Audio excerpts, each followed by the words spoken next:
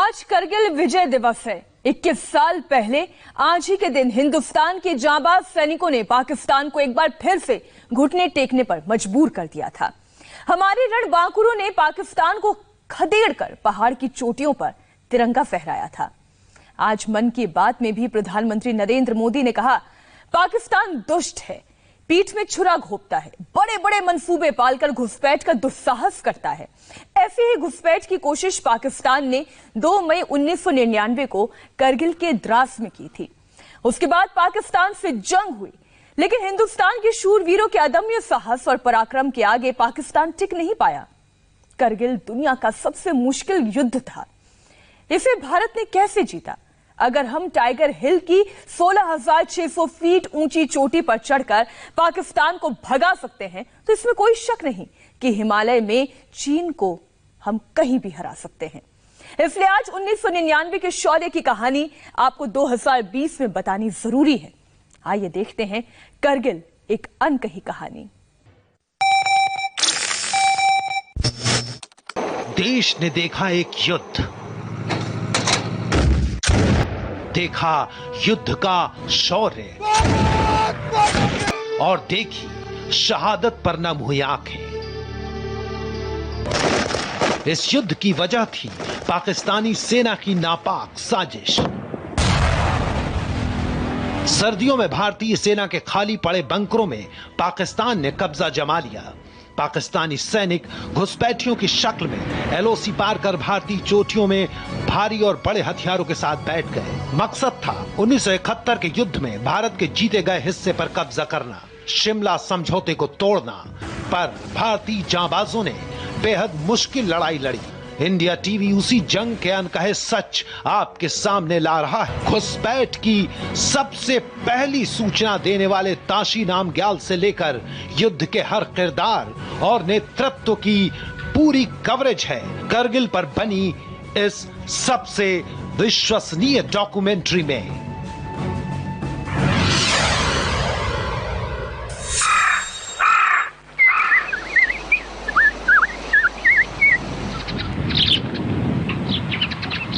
भारत पाक नियंत्रण रेखा के पास बसा एक छोटा सा पहाड़ी गांव गरकौन सीमा रेखा के पास होने की वजह से इस गांव में फौजियों की आवाजाही रहती है। लिहाजा गांव के लोग फौज की चिंताओं से वाकिफ रहते हैं। वो जानते हैं कि देश के लिए इस सीमा में क्या खतरनाक है और क्या नहीं। इसी गांव का एक बाशिंदा है ताशी नामग्याल। ताशी पेशे से चरवाहा है।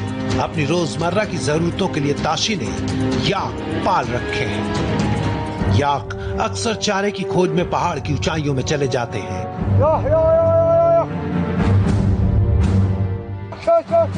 2 मई 1999 को ताशी का याक खो गया। ताशी उसे खोजते हुए गांव से दूर निकल आया। दूर ऊंची पहाड़ियों में वो दूरबीन की मदद से अपने याक को खोजने लगा। 2 मई 1999 गरकौन करगिल, यह भारत पाकिस्तान के सीमा पर बसा एक छोटा सा गांव है गरकौन। एलओसी के करीब होने की वजह से इस गांव के लोगों का ताल्लुक फौजियों से रहता है। इस गांव के रहने वाले एक शख्स है जिनका नाम है ताशी नामग्याल। पेशे से वो चरावा है, याक पालते हैं। और एक दिन उनका याक इसी तरह से इन पहाड़ियों पर घास की तलाश में गया और कहीं भटक गया। जब उन्होंने देखा कि उनका एक याक वापस नहीं आया है, तो ताशी नामग्याल इन पहाड़ियों पर पहुंचे और अपने दूरबीन के जरिए अपने याक को तलाशने लगे। और उसी दौरान उन्होंने कुछ ऐसा देखा कि उनके रोंगटे खड़े हो गए। वो तेजी से वापस लौटे और फौज को इस बारे में जानकारी मिली। फौज को जैसे ही इसकी जानकारी मिली, उन्होंने अपनी एक पेट्रोलिंग पार्टी आगे भेजी। आपको बता दें, दरअसल ताशी नामग्याल ने क्या देखा था। उन्होंने इन चोटियों पर देखा था घुसपैठियों को, जिसकी जानकारी आकर उन्होंने फौज को दी।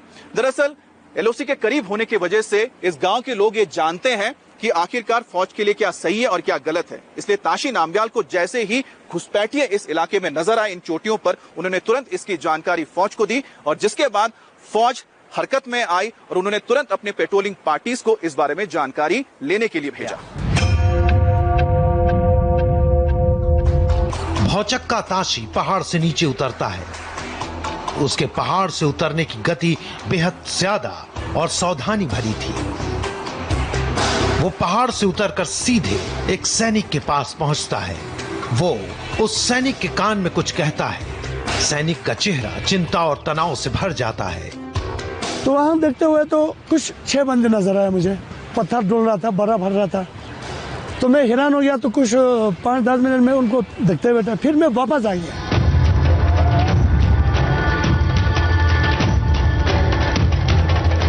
तो हम इधर आया तो हमें शोर नाले जाना था। शोर नाले जाके कुकर थाम जाके रिच पकड़ के जाके उनको चराते चराते छारू जाना था। छारू से हमने उनको कवर करना था। हम नीचे से जाते हुए उनको पहले से देख लिया, उन्होंने चरा हुआ है। तो मैंने बोला साहब जी वहाँ तो और भी है।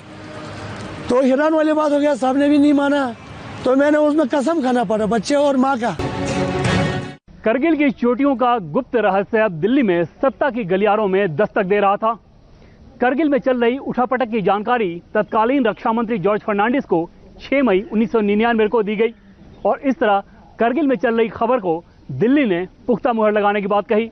इन गगन चूमती पहाड़ियों में भारत के खिलाफ एक बेहद संगीन साजिश ने बंकर बना लिए थे और इन्हीं बंकरों की हरकतों ने करगिल को अजीब सी सनसनी से भर दिया था, जिसकी हलचल ने दिल्ली की रायसीना हिल्स में भूचाल ला दिया था। करगिल पर हुई पाकिस्तान की घुसपैठ कितनी बड़ी थी, इसका जायजा लेने के लिए सेना की कई टुकड़ियां इस इलाके में भेजी गई। सावधानी के साथ सेना के जवान इलाके में चल रही दुश्मनों की हरकतों को भांपने के लिए घुस। फोर्सेस की ऐसी कोई खबर नहीं थी कि रेगुलर फोर्सेस हैं उधर, खाली घुसपैठियों की बात की जा रही थी।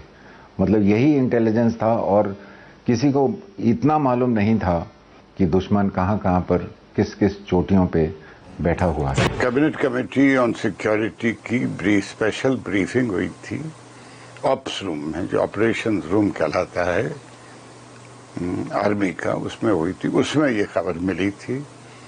हमने पूछा था भाई क्यों हो रहा है, क्या हो रहा है। आर्टिलरी फायरिंग भी कारगिल में पाकिस्तान की ओर से ज्यादा होने लग गई। में घुसपैठिए और करगिल में दुश्मन तोप के गोले। भारत ने बहुत तेजी के साथ इस अचानक उठ खड़ी हुई पर पलटवार की रणनीति बनानी शुरू कर दी। दिल्ली का दिमाग करगिल को लेकर सुपर कंप्यूटर की तरह चल रहा था। चारों ओर अजीब सी बौखलाहट के बीच फैसलों का गुड़ा भाग जारी था। भारत तो लाहौर में मिल्लत की बस के करगिल पहुंचने के बारे में सोच भी नहीं सकता था। कोई 3 महीने पहले की ही तो बात है, जबकि अटल बिहारी वाजपेयी दोस्ती की बस में सवार होकर लाहौर पहुंचे। प्रधानमंत्री को उन्होंने गले लगाया था। 21 पाकिस्तानी तोपें इस मौके को सलामी देने के लिए गरज उठी और समझौता हुआ तो विवाद को बातचीत से सुलझाने पर सहमति बनी। पर 3 महीने में वही तोपें भारत माता के बेटों का खून पीने के लिए गरज रही थी। ये जरूर आश्चर्य हुआ। सब लोग स्तब्ध रह गए कि भाई इतना बड़ा वाकया पाकिस्तान ने करने के बारे में सोचा कैसे, और उसके बाद उसके बारे में चिंता करने का समय उस समय नहीं था। उस समय था तुरंत इसका मुकाबला। भारत घुसपैठियों की ताकत और पोजीशन का अंदाजा लगाने के लिए बराबर टोही दल भेज रहा था। ऐसी ही एक गश्त में निकले थे कैप्टन सौरभ कालिया। पूरे दिन की गश्त के बाद रात को हमले की योजना बनाकर ये आराम कर रहे थे। तभी जाट रेजिमेंट के इन अधिकारियों और जवानों का अपहरण पाकिस्तानी सैनिकों ने कर लिया। भर यातनाएं दी गईं, उनकी आंखें निकाल ली गईं और फिर गले काट दिए गए। सौरभ लेफ्टिनेंट से कैप्टन बनने के बाद अपना पहला वेतन भी नहीं ले पाए थे।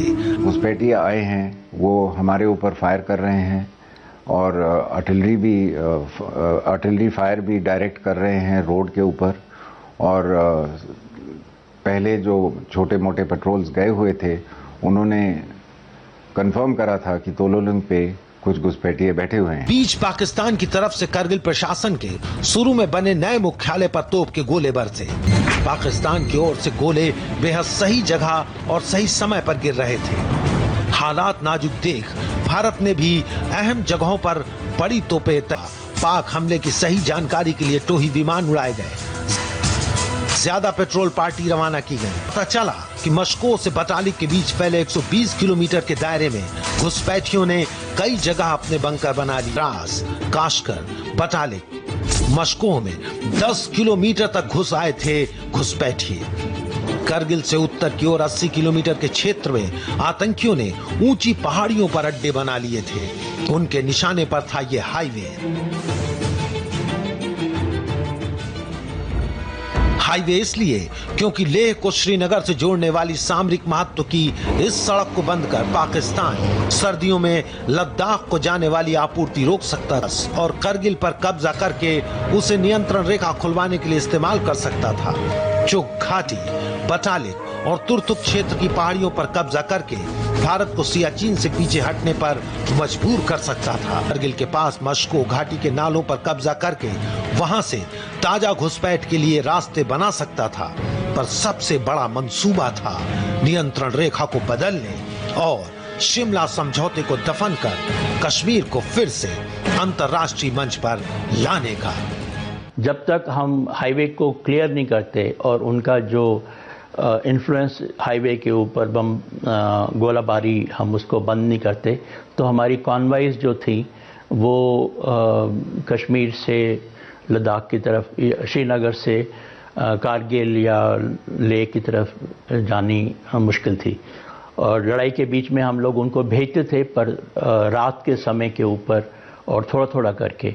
लेकिन जैसे ही हमने उनका इन्फ्लुएंस हाईवे से हटा दिया, उनको दूर भगाया वहाँ से, तो फिर कम्युनिकेशन नॉर्मल हो गया। अगर पाकिस्तान अपने इरादों में सफल होता तो लेह श्रीनगर राजमार्ग पर स्ट्रेटजिक कब्जा जमाकर लेह को श्रीनगर से काट देता। सियाचिन ग्लेशियर में भारतीय सेना फंस जाती, समूची नियंत्रण रेखा पर सवाल खड़े हो जाते। पाकिस्तान 1972 में भारत के हिस्से आए इलाके पर फिर काबिज हो जाता, क्योंकि हौसले बुलंद कर पाकिस्तान कश्मीर समस्या को फिर से अंतर्राष्ट्रीय स्तर पर अहम बना देता और इस घुसपैठ से वो सफलता मिलती जिसे वो 50 साल में 3 युद्ध लड़कर भी नहीं पा सका था। हमारी लाइन ऑफ कंट्रोल है वो एक वाटरशेड के साथ साथ चलती है। वाटरशेड का मतलब जो कि एरिया सबसे ऊंचा और एक किस्म की पहाड़ियों की लाइन होती है जो सबसे ऊंची होती है। हिंदुस्तान की तरफ एरिया लोअर है, पाकिस्तान की तरफ भी एरिया लोअर है। तो जो भी ऊपर वाटरशेड के ऊपर आके बैठ जाता है उसके पास डोमिनेटिंग पोजीशन तो मिल ही गया। तो इसमें क्या किया था, पाकिस्तान ने जो अनऑक्यूपाइड एरियाज थे उनमें आके डोमिनेटिंग पोजीशन में बैठ गए। तो एडवांटेज तो उनके पास था। हिमालय की इन ऊंची चोटियों पर बैठे दुश्मन अनुकूल परिस्थिति में थे। ऊपर बैठे 10 पाकिस्तानी सैनिक भी भारत के 100 सैनिकों पर भारी पड़ रहे थे। ऊपर से अगर उनके पास machine gun, anti aircraft gun, stinger missile और हल्की तोपें हो तो भारतीय सैनिकों पर खतरा और बढ़ जाता है। ऐसे में हमारे सैनिकों को ऊपर भेजना खतरे से खाली नहीं था, तो दूसरा रास्ता निकाला गया, वो है एयर स्ट्राइक। लेकिन एयर स्ट्राइक भी खतरे से खाली इसलिए नहीं है क्योंकि अगर एयर स्ट्राइक होता है तो उसके जवाबी कार्रवाई होगी और ऐसे में ये लड़ाई और बढ़ सकती है। 21 मई को ही थल सेना प्रमुख वीपी मलिक देश लौट आए। 23 मई को उन्होंने खुद इलाके का दौरा किया। वहां से लौटने के बाद उन्होंने 24 मई को तत्कालीन वायुसेना प्रमुख A.Y. टिप्रिंस को सीधा सैन्य कार्रवाई निदेशालय के ऑपरेशन रूम में बुला लिया। एयर स्ट्राइक्स इतनी ज्यादा टेक्टिकल लेवल के ऊपर जो थी सक्सेसफुल नहीं हो पाती है क्योंकि माउंटेन्स के बीच में उसका असर कम होता है। देखिए, टाइगर हिल में उन्होंने अटैक किया और सक्सेसफुल किया, मुंतडालो में उन्होंने अटैक किया, सक्सेसफुल किया, पर कई जगह के ऊपर उनको जो थे अपने ऑब्जेक्टिव नहीं मिल पाए और उनको स्ट्राइक जो थी काफ़ी हाइट से करनी पड़ी। लेकिन स्ट्रेटेजिक लेवल के ऊपर उनका जो रोल था वो बहुत महत्वपूर्ण था और उसी को ही देख के पाकिस्तानी फौजें काफ़ी घबरा गई। 25 मई की सुबह अटल बिहारी वाजपेयी एक निर्णय के साथ उठे। इधर वाजपेयी ने पत्रकारों को सियासी सवाल के जवाब में करगिल में घुसपैठ की खबर थमा दी, तो उधर टिप्रिंस ने हवाई हमले का बटन दबाया और पठानकोट से उड़ान भरकर मिग 21 और 27 के साथ MI-17 हेलीकॉप्टर्स ने द्रास के करीब पॉइंट 45-90 चोटी पर हमला। तो दूसरी ओर पहाड़ियों के नीचे थल सेना की एक डिवीजन के साथ तोपखाने की तैनाती ने विवाद को और गंभीर कर दिया। सेना अपनी कार्रवाई और तैनाती को लेकर बहुत सतर्क। औपचारिक तौर पर ऑपरेशन विजय प्रारंभ हो गया। लिहाजा इसी इलाके में जमीनी और हवाई कार्रवाई के दौरान भारतीय फौजों ने बेहद संयम बरता ताकि पाकिस्तान कोई भी बहाना ना बना सके। भारतीय फौजों को नियंत्रण सीमा का उल्लंघन करने की पाबंदी थी, तो वहीं पाकिस्तानी फौज इसी नियंत्रण सीमा का उल्लंघन करके इन चोटियों पर आकर जम बैठा था। 23 मई भारतीय हवाई हमले की रणनीति के लिए बेहद घातक बनकर आई, पर इस तारीख से बड़ा सबक भी मिला। फ्लाइट लेफ्टिनेंट नचिकेता ने मिग 27 से उड़ान भरी। उनके मिग विमान को पहाड़ियों के ऊपर से चलाई गई स्ट्रिंगर मिसाइल ने मार गिराया। फ्लाइट लेफ्टिनेंट नचिकेता इजेक्ट होकर पैराशूट के सहारे नीचे उतरे तो वो नियंत्रण रेखा के पार चले गए। उन्हें बंदी बना लिया गया। भारतीय खेमे में खलबली मच गई, विमान गिराया गया। फ्लाइट लेफ्टिनेंट का पता नहीं। खोजी उड़ान लेकर स्क्वाड्रन लीडर ए आहूजा निकले तो उनके मिग 21 विमान को भी पहाड़ियों की चोटी से चली स्ट्रिंगर मिसाइल ने नष्ट कर दिया। जब स्क्वाड्रन लीडर आहूजा पैराशूट से कूदे तो उन्हें गोलियों से भून, पर नुकसान को भुलाकर 27 मई की शाम को ही लड़ाकू विमानों ने टाइगर हिल और पॉइंट 4590 पर भीषण बमबारी की। तक खामोश तोप खाने का मुंह भी पहाड़ियों की ओर खोल दिया गया। पहाड़ों पर चढ़ रही सेना की टुकड़ियों ने भारत अब घुसपैठियों के खिलाफ मौके पर मौजूद हर हथियार से धावा शुरू कर चुका था। जहां नीचे से तोप गरज रहे थे तो ऊपर से हवाई बम भी बरस रहे थे, लेकिन भारतीय सरकार अभी भी इसे युद्ध विरोधी जुमला देने से बच रही थी। वहीं कश्मीर के श्रीनगर में 15 कोर के हेडक्वार्टर को वॉर ऑपरेशन रूम में तब्दील कर दिया गया था। जहाँ की पहाड़ियाँ नहीं है वहाँ तो रूल है 3:1, 3 और 1, आपको 3 होने चाहिए ताकि तभी आप जीत सकते हो। पर जैसे आप पहाड़ियों में ऊपर जाते जाते हो और एल्टीट्यूड में बढ़ते जाते हो तो ये रेशो और बढ़ती जाती है। इस लड़ाई में जब मलिक साहब जो कि चीफ थे उस टाइम पोलैंड से वापस आए तो उन्होंने आते सारी प्रोग्रेस का जब चेक किया और दिया, उन्होंने फिर रेशो लगाई क्योंकि एल्टीट्यूड देखते हुए सब कुछ देखते हुए 15:1 कि आपको दुश्मन समझो अंदर 100 बैठा है तो आपके पास कम से कम 1500 बंदे होने चाहिए ताकि तभी आप सक्सेसफुल हो सकोगे।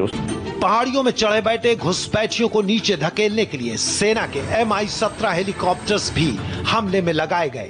हालांकि गुजरा दिन हवाई हमले के लिहाज से बेहद खतरनाक साबित हो चुका था और हमें यह भी पता था कि चोटी पर दुश्मन के पास एंटी एयरक्राफ्ट गन और स्ट्रिंगर मिसाइल है। जैसे ही भारतीय सेना का हेलीकॉप्टर घुसपैठियों की जद में आया, उन्होंने स्ट्रिंगर मिसाइल दाग दी और हेलीकॉप्टर उसका शिकार हो गया।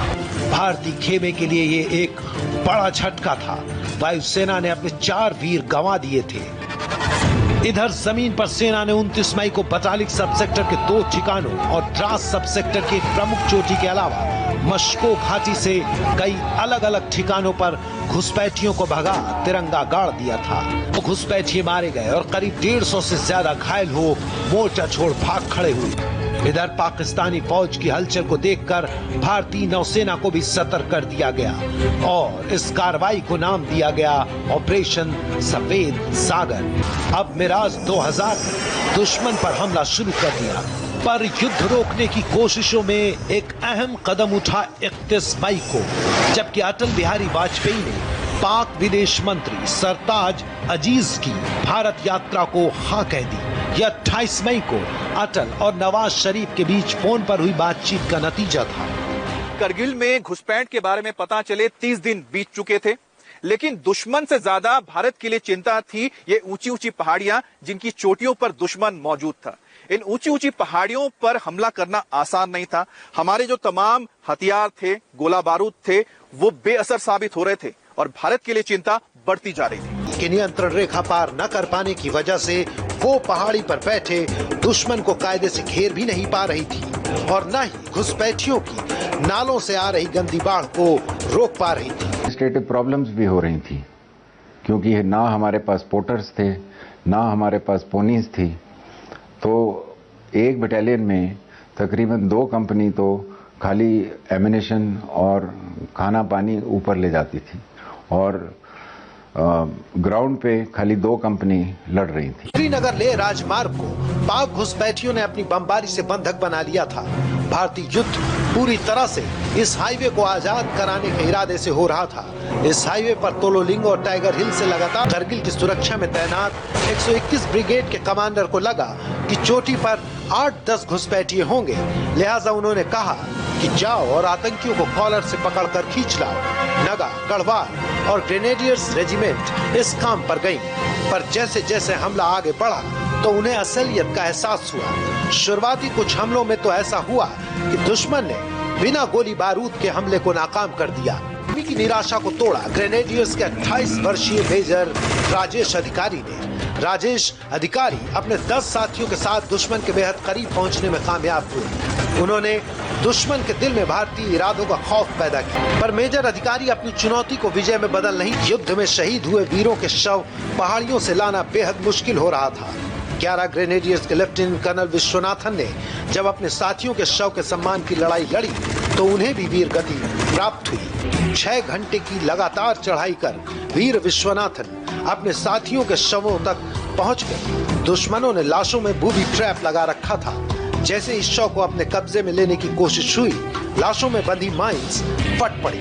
वीर विश्वनाथन और उनके साथियों ने हौसला नहीं हारा, पर दुश्मन की एलएमजी ने उनका रास्ता रोका। पर इस अधिकारी की चिट्ठी ने जिस सच्चाई का खुलासा किया, उसने आक्रमण की दशा और दिशा बदलने पर मजबूर कर दिया। लेफ्टिनेंट कर्नल विश्वनाथन ने अपने आखिरी खत में लिखा था कि हम एक अनजाने लक्ष्य की ओर बढ़ रहे हैं जो बेहद खतरनाक हो सकता है। लेफ्टिनेंट कर्नल की शहादत का असर ये हुआ कि तोपखाने की कवर फायरिंग को मजबूत करने का जिम्मा द्रास आर्टिलरी के कमांडर ब्रिगेडियर लखिंदर सिंह को सौंपा गया और इसके बाद करगिल में 105 mm गन के अलावा 130 और 155 mm की तोपों को लाने का काम भी शुरू हुआ। कमांडो की तैनाती का फैसला हुआ ताकि उनसे दुश्मन की तोपों की जानकारी इकट्ठा करवाकर उन्हें मुंहतोड़ जवाब दिया जा सके।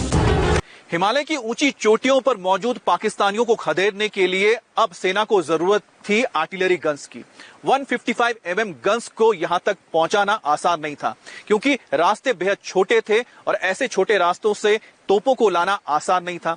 दूसरी बड़ी मुश्किल ये थी कि दिन में तोपों को नहीं लाया जा सकता था, सिर्फ रात में ही तोप लाए जा सकते थे।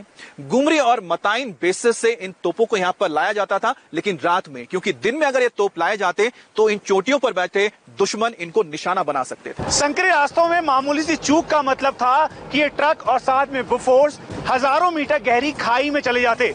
इसीलिए इन ट्रक के कारवां के आगे 2 जवान टॉर्च लेकर चल रहे थे जो हर 2 मिनट के बाद उसको ऑन ऑफ करते और रास्ता दिखाते। जैसे ही ट्रक अपनी लाइटों को ऑन करता तो चोटी पर बैठे पाकिस्तानी फौज गोले दागने लगते। इसीलिए सुबह होने से पहले 2 जवानों के साथ टॉर्च की रोशनी में ये पहुंच गए द्रास में। छोटा सा ऑब्जेक्टिव था, 13 जैकरिफ ने ऑक्यूपाई करना था, पर वो 2 रात से नहीं कर पाई थी। फिर मैंने उनको बोला कि अच्छा शाम को 4 बजे आप असॉल्ट करिए और मैं आपको डायरेक्ट फायर दूंगा बोरफर से। तो मैं खुद बैठ के उनको डायरेक्ट फायर दिया और उनको तकरीबन 400 मीटर के अंदर अंदर लाके फिर जाके असॉल्ट 4 जून को बटालिक सब सेक्टर से 3 पाकिस्तानी सैनिकों के शव बरामद हुए और साथ ही ऐसे कागजात जो उन्हें पाक सैनिक साबित करने का पुख्ता सबूत थे। पाकिस्तान का चेहरा दुनिया के सामने बेनकाब हो चुका था। थल सेना ने पहली बार छाती ठोककर कहा कि घुसपैठिए और कोई नहीं बल्कि नियमित पाकिस्तानी सेना के जवान और अधिकारी ही हैं। पाकिस्तान पर चारों ओर से दबाव बनने लगा। भारत ने एक चौंकाने वाला फैसला किया। उसने स्ट्रैटेजिक विश्राम लिया, उसने बड़े हमले रोक दिए, लेकिन इसके पीछे एक बड़ी स्ट्रैटेजी थी। वो ये है कि आखिरी हमला करने से पहले खुद को तैयार करना। भारत ने इस वक्त का फायदा उठाया। सबसे पहले उसने अपने सैनिकों के लिए कपड़े मंगाए, जूते मंगाए ताकि वो इन ऊंचाइयों पर लड़ाई कर सके। दूसरा, उसने हथियारों का पूरा जखीरा इकट्ठा किया ताकि फाइनल ऑपरेशन को अंजाम दिया जा सके। हमले की जिम्मेदारी के लिए अब सेना की नई टुकड़ियों को जिम्मा सौंपा गया और साथ में ज्यादा असरदार हमले के लिए तोपों की तैनाती की गई। पहाड़ों पर रस्सियों का रास्ता बनाने के लिए पर्वतारोही डिवीजन को लगाया गया। बकायदा इस हमले की पूरी मॉक ड्रिल हुई। अब वो समय आ गया था जब हमले की उल्टी गिनती शुरू हो चुकी थी। सेना पाकिस्तान को घेरने में लगी थी तो दिल्ली में राजनयिक स्तर पर उसे घेरने की तैयारी चल रही थी। पाक विदेश मंत्री के भारत आने के ऐन एक दिन पहले भारतीय विदेश मंत्री ने प्रेस कॉन्फ्रेंस बुलाई। विदेश मंत्री जसवंत सिंह आए तो उन्होंने बम फोड़ दिया। विदेश मंत्री ने एक ऑडियो टेप लोगों को सुनाया। इस टेप में करगिल की साजिश को लेकर पाक के सेना प्रमुख जनरल परवेज मुशर्रफ और पाक सेना के chief of staff lieutenant general Mohammad Aziz की बातचीत में साफ हो गया कि पाक सेना की साजिश का नतीजा था करगिल।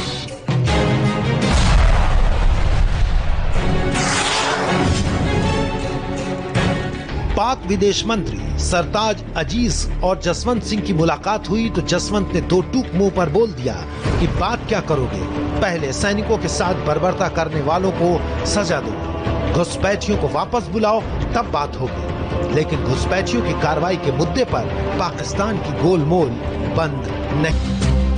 80 डिग्री पर झुकी सपाट चट्टानों का इलाका बर्फ में डूबा था। हर कदम पर खतरा मौत की चादर लपेटे पसरा हुआ था। सुर्ख बर्फ का हर तिनका लाल खून की प्यास में झटक रहा था। 16,000 फीट ऊंचा नंगा पहाड़ दुश्मन के लिए आईने की तरह था, जिसके आगे कुछ भी नहीं छिपता है। इस बेहद मुश्किल पहाड़ी पर हमले के लिए 2 राजरफ पूरी तरह तैयार थी और नीचे तैयार थी आग उगलने को कुख्यात एक रोड के नज़दीक है, वहाँ से सब कुछ नज़र आता है। तो क्या हुआ, तो हम रात को अगर चल के जाए तो सुबह हो जाता था। अटैक करने के लिए, काम करने के लिए बहुत कम समय मिलता रात के वक्त, क्योंकि रात के वक्त उसको ज़्यादा दूर तक नहीं देख सकता है। तो उस वजह से उस रात के जो अंधेरे के छुपाव में हम नज़दीक से नज़दीक पहुँच सकते थे। तो ये करने के लिए हम शाम को ही शुरू करना चाहिए। जैसे अंधेरा शुरू होता है तो अटैक शुरू करना चाहिए। लेकिन अगर ऐसे करना है तो हम चढ़ के आते हैं, उसको दूर से नज़र आता है ये चढ़ के आ रहे हैं, तो वो तैयार हो जाता है। तो इसलिए हमने क्या किया, हमने एक दिन पहले ही चढ़े रात को और उनके नज़दीक जाके चुपके बैठे पूरा दिन। दुश्मन की चोटी से ठीक 300 मीटर नीचे तैयार फायर बेस में 2 राजरफ के सीओ कर्नल रविंद्रनाथ अपने चुनिंदा 90 लड़ाकों के सामने खड़े थे, जिन्हें भीम, अर्जुन और अभिमन्यु नाम की 3 टीमों में बांटा गया था। तोलोलिंग हमले के लिए बनी टीम में ज्यादातर यूनिट के खिलाड़ी थे। 90 लोगों में 11 तोमरों की एक टुकड़ी भी थी। कर्नल ने बेहद तनाव भरे माहौल में भावुक होकर कहा, मैंने जो आपको चाहिए, जो चाहिए मैंने दिया है, अब मेरे को वो टोलोलिंग टॉप चाहिए, आप लोग मेरे को दो। तो उन्होंने बोला, साहब आप फिक्र मत करो, आप सुबह आके मेरे साथ वहाँ पर चाय पियो। सुबेदार लेकिन सब वो यशवीर वगैरह, हवलदार मेजर वगैरह, उन्होंने कंपनी कमांडर सबने बोला था। तो दुख की बात यह है कि टोलोलिंग टॉप तो मिल गया, लेकिन वो नहीं थे जब मतलब उधर से चाय पिलाने के लिए, वो मतलब अपने शहीद हो गए थे। तो कुछ कार्रवाई, उनको जो वादा उन्होंने मेरे से किया था उसको पूरा करने में वो अपना मतलब जान भी न्यौछावर करके वो टोलोलिंग टॉप को उन्होंने कैप्चर किया था। कूच हुआ, सैनिकों ने पहाड़ी पत्थरों की ओट में पोजीशन ले ली। पूरे हमले का रिहर्सल पहले ही हो चुका था। कर्नल रविंद्रनाथ ने पिछले 10 दिन में नक्शों और दूरबीन की मदद से पूरी तोलोलिंग पहाड़ी के एक-एक हिस्से को नाप लिया था। योजना थी कि 3 तरफ से हमला होगा। दुश्मन को पता है कि यहाँ पर अटैक आने वाला है, तो सरप्राइज हम हासिल करने में थोड़ा मुश्किल हो जाएगा। इसीलिए ज़्यादा से ज़्यादा हमारा फायर पावर से उसको सर दबा के रखना पड़ेगा। और तो उस वजह से मेरे को अम्यूनिशन डंप करने की ज़रूरत है। तो वो अम्यूनिशन डंपिंग जो एक आदमी 10-15 केजी उठा सकता है, तो हमने ये सोचा कि चलो इसको तजवीज़ बना के हमने डंपिंग अम्यूनिशन का शुरू किया। तो वो तकरीबन 6 दिन का था। मैंने बोला मेरे को कम से कम 6 दिन का मोहलत मतलब टाइम चाहिए उसको अटैक करने के लिए, अगर सक्सेस चाहिए तो। इसके लिए नायक दिगेंद्र कुमार ने तोलोलिंग के सबसे मुश्किल रास्ते को आसान बनाने का जिम्मा संभाला। 10 तारीख से ही चोटियों पर रूसी कील गाड़ कर चढ़ने के लिए रास्ता बनाना शुरू कर दिया गया। 90 मीटर लंबे और 10 टन का वजन उठा सकने वाले इस रस्से हमले का सामान और अटैक टीम दोनों को उनकी मंजिल के पास पहुंचाया। लगातार 14 घंटे की मेहनत के बाद असलह और सैनिक हमले की जगह के बेहद करीब 12 जून को पहुंचे। यहां उन्हें मेजर गुप्ता और उनकी टीम मिली और अब टारगेट थे तोलोलिंग की चोटी पर बने 11 पाकिस्तानी बंकर। इससे पहले कि लड़ाई शुरू हो, इस युद्ध से जुड़ी 2 भावुक बातें आपको बताना चाहते हैं। अभी जिस 11 तोमरों की टोली का जिक्र हो रहा था, उसमें सबसे कम उम्र के थे लेफ्टिनेंट प्रवीण सिंह तोमर। तोमरों का जो युद्ध का इतिहास है बहुत गौरवशाली रहा है। वो मारने पर भरोसा करते हैं, मरने पर नहीं। लेफ्टिनेंट प्रवीण सिंह तोमर एक टोली का नेतृत्व कर रहे थे और जब वो अपने साथियों के साथ आगे बढ़ रहे थे, उसमें मौजूद हवलदार जसमीत सिंह तोमर ने उनसे एक बात कही। उन्होंने कहा, साहब हम 11 हैं और 11 ही जीत कर वापस लौटेंगे। एक और बात आपको बता दें कि ये 90 के 90 लोगों ने अपने घर वालों के नाम एक चिट्ठी लिखी। चिट्ठी में इन्होंने लिखा कि अगर ये वापस लौट के नहीं आते तो इनकी आखिरी निशानी इनके घर वालों तक पहुंचा दी जाए। लेकिन युद्ध के मैदान में जाने से पहले हम आपको बता दें कि युद्ध बेहद भीषण था और नरसंहारीय था। इसकी तुलना 1965 के हाजीपीर दर्रा की युद्ध से की जाने लगी, जो कि 32 दिन तक लगातार चला था। आमतौर पे हमें सिखाया जाता है कि फ्लैंकिंग अटैक मारो या रियर से अटैक मारो, पर इस टाइम पे क्या हुआ कि दुश्मन ने जितने भी फ्लैंक्स थे उसके और रियर थे वो बहुत अच्छी तरह कवर कर रखे थे। तो हमने कोशिश बहुत की फ्लैंक से जाने की या रियर से जाने की, लेकिन उसने हमें मौका नहीं दिया। तो हमने इसके बावजूद फ्रंटल अटैक मारे और फ्रंटल अटैक से ही हमने तोलोलिंग कैप्चर। 4 घंटे पहले नीचे से तोप खाने की 120 तोपों का मुंह खोल दिया गया। कुछ घंटे के भीतर करीब निकला बारूद 50,000 किलो TNT के बराबर था। को पूरी तरह बर्बाद कर देने के लिए काफी ज्यादा था। राजपुताना राइफल्स के अधिकारी उस रात को याद करके कहते हैं कि ऐसी दिवाली हमने कभी नहीं देखी। गोलाबारी इतनी खतरनाक थी कि एक पहाड़ी 5140 का नाम ही बर्बाद बंकर रख दिया गया। गोलाबारी रुकने के बाद मेजर विवेक गुप्ता की टुकड़ी अपने 10 साथियों के साथ आगे बढ़ी। नायक दिगेंद्र भी उनके साथ थे। अचानक ये दुश्मन के एक बंकर के सामने आ गए। नायक दिगेंद्र के हाथों में जब एक गरम LMG की बैरल लगी तो उन्हें इसका एहसास हुआ। नायक ने फौरन ग्रेनेड बंकर के भीतर डाल। बारी का कवर हटते ही चोटी पर बैठा दुश्मन पहाड़ी पर खिसक रहे वीरों पर हमला करने लगा। पाकिस्तान से आ रहे गोले भी दिक्कत कर रहे थे। सूबेदार शिवनायक ने जान पर खेलकर दुश्मन तोपों की टोह ली और अपने मेजर को सही जानकारी दी। लिहाजा मेजर विवेक गुप्ता ने तोपों का मुंह 1 मीटर ऊंचा करवाकर दुश्मन की तोप और तोलोलिंग पर एक साथ गोले गिरने शुरू हुए। कुख्यात बोफोर्स पाकिस्तानी तोपों को संभाल रही थी तो दूसरी तोपें पहाड़ी पर बैठे घुसपैठियों को। थोड़ी ही देर में पाक गोलाबारी बंद हो गई। इससे दुश्मन थोड़ा ढीला पड़ा और भारतीय सेना आगे बढ़ी। सुबह चोटी पर मिलने का वादा करने वाले सूबेदार भंवर सिंह भी इसी दल में थे। सब बेहद वीरता से लड़ रहे। दुश्मन ने तोलोलिंग में बारूदी सुरंगें भी बिछा रखी थी। मेजर पद्म पाणी आचार्य जिस रास्ते से तोलोलिंग पर चढ़ रहे थे उसमें सैनिकों को इससे काफी नुकसान हुआ, पर मेजर आचार्य बारूदी सुरंगों को पार कर दुश्मन के बंकर तक पहुंचे और बंकर खत्म किए। उधर दूसरी ओर नायक दिगेंद्र ने एक एक कर अपने सभी साथियों को खो दिया, पर हिम्मत नहीं।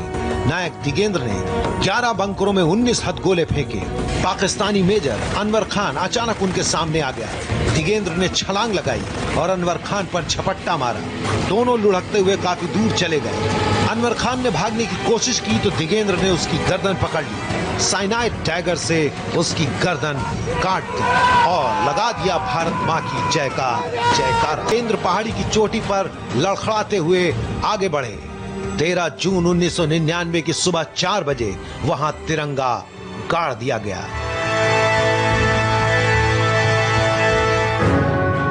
ये युद्ध मेजर विवेक गुप्ता के साहस के लिए भी याद रखा जाएगा। 29 साल के अधिकारी की पत्नी भी फौज में है। पिता रिटायर्ड कर्नल हैं। मेजर विवेक ने 8 जून को अपने पिता को खत लिखा जिसमें उन्होंने लिखा था, आपको मुझ पर नाज होना चाहिए।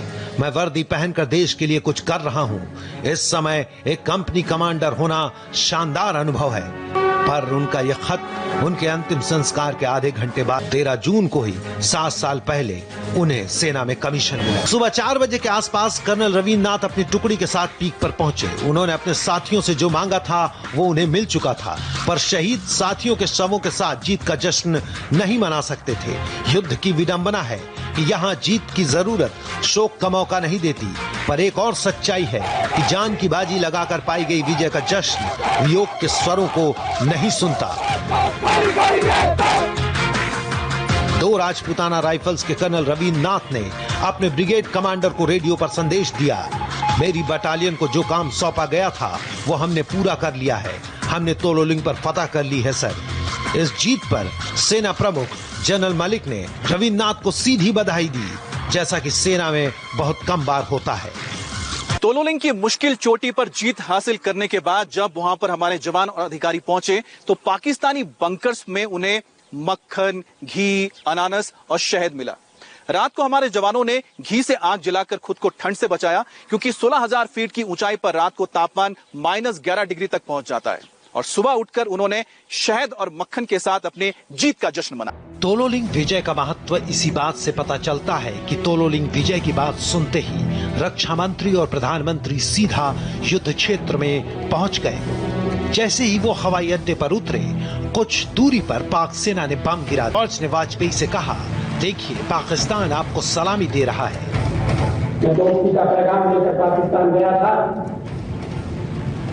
मगर उन्होंने हमारे साथ विश्वासघात किया। पर यह चिंता की बात थी। ऐसा लगा जैसे पाकिस्तान की तोपों को पीएम वाजपेयी की करगिल यात्रा के रूट की पुख्ता जानकारी थी। जहां वाजपेयी को शरणार्थियों से मिलना था, उस बारू गांव में पाक सेना ने वाजपेयी के पहुंचने से पहले नतीजतन सुरक्षा कारणों से पीएम वाजपेयी को द्रास सेक्टर के मतयन क्षेत्र में नहीं जाने दिया गया। आर्टिलरी शेलिंग रोज रोज रोज रोज हमें आके जो है कुछ न कुछ कैजुअलिटी होता था।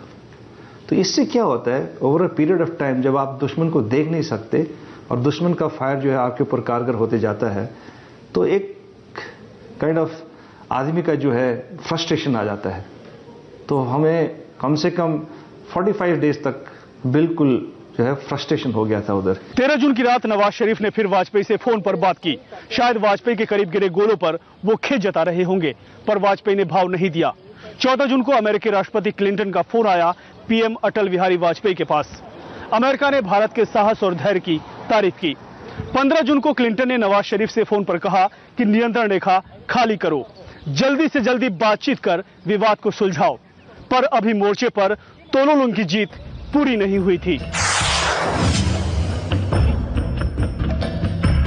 टाइगर हिल के एक सिरे रॉकी नॉब में चट्टान का तकिया बनाकर लेटे 18 ग्रेनेडियर के मेजर जॉयसेन गुप्ता रेडियो पर बुदबुदा रहे हैं। बर्फ गिर रही है, मेरे सैनिकों के जूते फट रहे हैं। हम 300 ऐसी बारूदी सुरंगों से घिरे हैं जो कहां, कब और कैसे फटेंगी हमें नहीं पता, पर हम यहाँ बोर हो रहे हैं। हमें कुछ और करने को दिया जाए। तभी दूसरी ओर से उनके सीओ कर्नल खुशहाल ठाकुर की बेहद सधी हुई आवाज सुनाई देती है, बधाई हो, बहुत अच्छे, वहीं डटे रहो, बारूदी सुरंगों से बचो। संदेश खत्म हुआ। थोड़ी देर बाद ही रेडियो पर फिर हरकत हुई और आदेश मिला कि हमको घुसपैठियों से खाली करवाओ। रात 8 बजे मेजर जॉय गुप्ता ने आदेश पर कदम बढ़ाए।